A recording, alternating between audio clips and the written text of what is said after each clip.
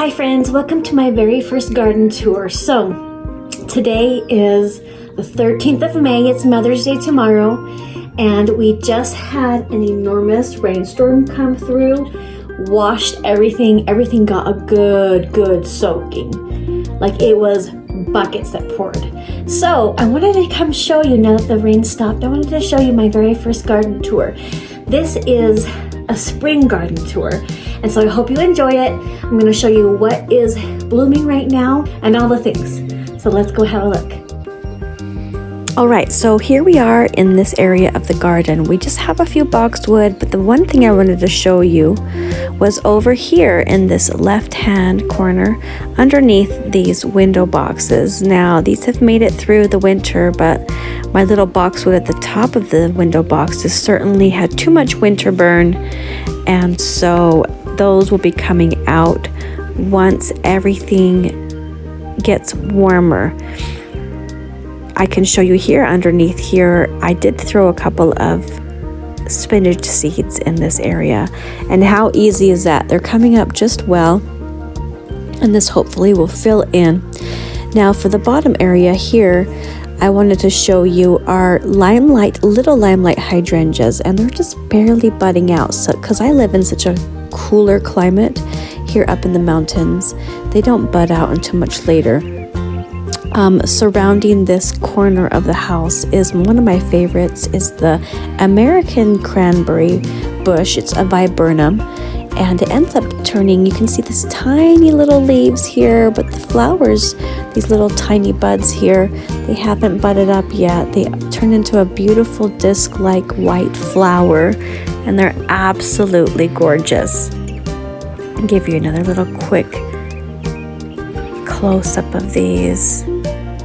It's just gorgeous, and the purpose of this, I really do want to turn it into a tree. So I have been cutting the bottom of it and trimming it up, but it comes out very quickly, so you have to make sure that you stay on top of those things. Over in this area, we have this is a Canadian chokecherry, and they love this environment that we're up in here. They're one of those trees that you put in and you know for sure it will survive. It gets very small, tiny, beautiful white flowers which have not budded out yet, and they just smell super fragrant. So if you put this in front of your house, it's going to smell really good. All of the Nepeta are coming up really well. I also have some of these wonderful roses, and they are coming out as well. These are a yellow variety, and I believe they are from the Easy Elegance series.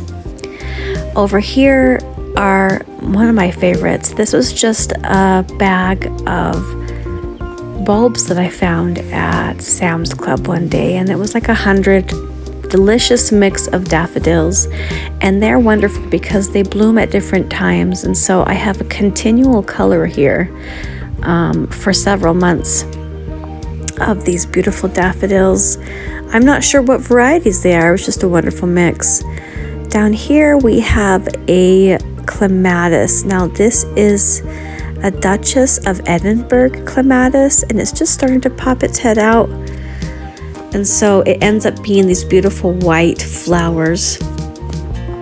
I planted this a few years ago, and it's coming. It will be exciting to see it flourish. This will be its third year. Down here I have these awesome solar lights. So by the way, just make sure if you see solar lights in the store, grab some. They're a really nice addition to your garden. I have been really excited about this area of the garden over here. This is our Hygge garden. It's the beginning of one. I have lots of structure out here with the black elements that matches the trim of the house. But this has been such a joy. Today, just so you know, we are having rain, and it's wonderful. It's wonderful with all this extra moisture. But back to this right here. Look at these beautiful, this is a mix from Color Blends. I can't remember the name of it. I kind of want to say it's a clawed something. Anyways, they're a double blooming tulip. And they are absolutely stunning. Look at the colors on these. They almost look like peonies. And they have a little bit of the pink, they have the purples. It's all very dark, rich colors. A little bit of light too, but I've loved this mix right here. This is my first chance here. Oh, you can also see there's a little bit of thyme back there. I used this as an herb garden earlier on last year. But I've just enjoyed this area. It's nice to be able to have some plants here that the deer don't get to. You can see over here too, these little blue devices. Those are my walls of water for my tomatoes. Getting those in a few weeks earlier before that frost leaves. It's nice to have that device. I also have them over here. So you basically put them in there and they have water in them and it helps insulate them against the frost. So you can start your tomatoes earlier.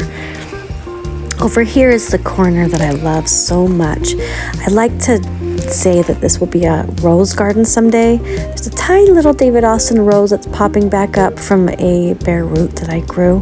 Vanessa Bell, it's a nice yellow color. Up here we have Camassia popping up, as you can see. Queen of the Night, tulips as well as these snowflake flowers. These little white bells, they are so beautiful. Surrounded, they're all surrounding some boxwood, my wonderful fountain as well. And this has been great to have because it's been an experiment. The deer have not found this little corner of the garden. And then we have over here, these are Monticello seeds of hollyhocks. They're black hollyhocks. This is our second year popping through, so I'm excited to see those come. We have a little bit of Walker's Low catmint, which loves its life over here. And then my roses back there, those are Climbing Colette roses. And they should be able to, in a few months, they should start blooming a beautiful pink color with peach undertones. Well, over here, again, we're looking at these little trees. I have put trees in these barrels. This is an area that is very close to our septic system, so trees go in barrels. I have the setup here for orioles also, for the little birds to come by. In the back here, we have all of the stock tanks. I don't know if there's anything growing up there. Maybe we'll go have a look, but plan is all of these rocks should start having some new growth in there. I'll show you a close-up. We have, these are actually some creeping phlox, and then over on this side are the hen and chicks. They love their life over here. They do so well because this doesn't get any water except for just the natural water that comes from the from Mother Nature. We have some creeping thyme underneath here. I should be able to see some. Yep, it's coming back here. Creeping thyme as well. So the creeping thyme, and then more hen and chicks that have been filling out this last few years. The fun thing is these tiny little pieces right here. They grow, and then you can add them to other areas of the garden. This right here is lamb's ear. Now we're trying this out to see if they can grow in there. And again, over in this area, we have creeping thyme, mother of thyme in particular, together with the hen and chicks. And hopefully, as the years go by, they will just fill.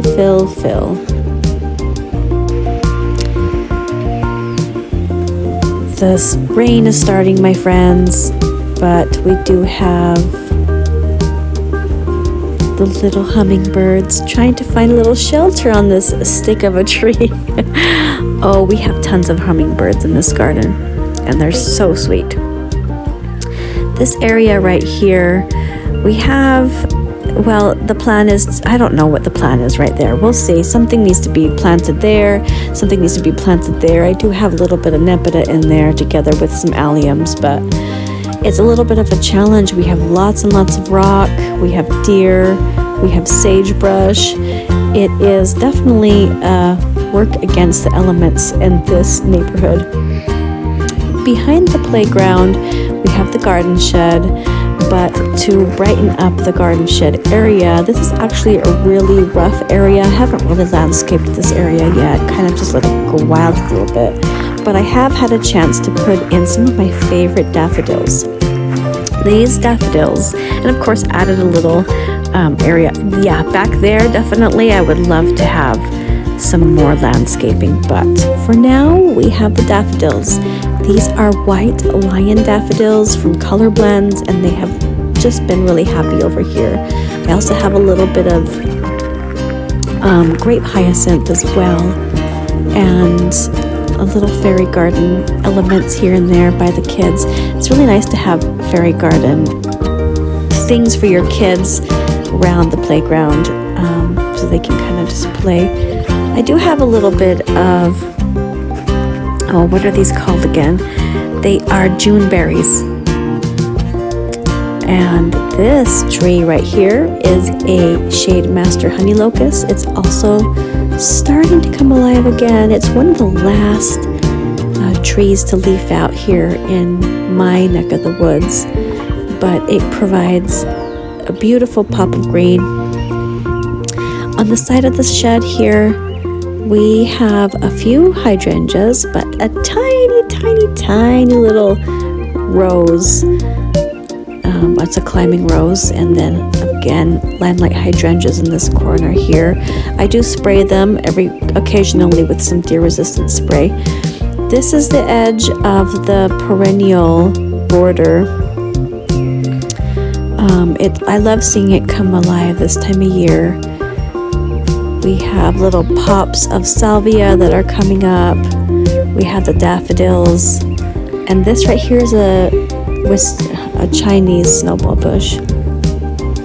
But filling it in with a lot of different color, I made sure with the daffodils to do some early blooming daffodils as well as mid to late blooming daffodils. You have tons and tons of salvia again, and then over here, these bushes on the left, I don't know if you can see, those are peonies, but we have tons and tons of lovely stackies, also called lamb's ear. And everything's just coming alive here, and it makes me really happy to see kind of this herbaceous border, I should call it, of things that are just waking up from the long winter. It's been a long winter we've had, and I can't wait. This is the best time of year. Note the bottom behind the lamb's ear is an area that I like to pop a lot of vegetables in, possibly some peppers this season. But as we go and scan through here, you can see there's more things like sedum. There's autumn joy sedum right here, and then a little bit of penstemon over here. Also, as well, the irises. These are variegated iris, and they just give a nice pop of light in the garden. And there's some leftover sod for a walkway. But over here we have a wisteria, and I actually planted that last season. Hopefully it will come back. Over in this corner, you can see the pop of purple from the grape hyacinth, but then in front of it we also have some peonies, and those are just lovely. Just love this area. They're going to be nice and bushy and beautiful as time goes by. Now I do have a little bit of extra space here, so follow me along. Maybe we can come up with some new fun ideas and see what we can plant in this new herbaceous border. Well, friends, there you have my little garden tour. I hope you enjoyed it. Just going over some simple things of my garden. I've been able to, we've been able to create this space completely from scratch. We literally had to bring in topsoil. There was rocks, very, very rocky, sagebrush, and grass, and of course weeds. That's all that was here. So It's so fulfilling to be able to be working on your garden and know that this is to establish a homestead, and we've just enjoyed it. So thank you so much for joining me today on this garden tour. And remember, it's not where you live, it's how you live. Bye.